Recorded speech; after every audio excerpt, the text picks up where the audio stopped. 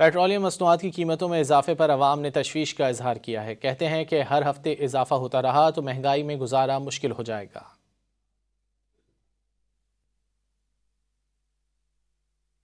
बहुत महंगाई है। जो 1000 रुपया दिहाड़ी लेता है वो कहाँ जाएगा, भूखा ही मरेगा।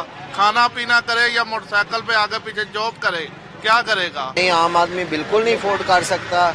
ये इनको चाहिए कि जो स्टॉक पड़ा हुआ है पेट्रोल कम से कम वो तो सस्ता दें। जब महंगा होगा 3-4 दिन बाद तो फिर ये महंगा करें। बाइक नहीं ली है, वो घर खड़ी कर दी है। क्या कर सकते हैं, नहीं फ्यूल डलवा सकते, इतना महंगा। हालत देखिए, सुबह से निकले हुए 8 बजे से, अब टाइम देख लें अब क्या हो गया, 11 बज गए, अभी तक लाइनों में हम लोग खड़े हुए हैं। तो इनको हुकूमत हमारी को चाहिए थोड़ा सा इस चीज़ के लिए ख्याल करें, क्योंकि देखें एक जिसकी 40,000 मजदूर तबका है, उसकी सैलरी है, वो कैसे इस चीज़ को अफोर्ड कर सकता है। अगर ऐसे ही चलता रहा तो फिर तो बहुत गलत है।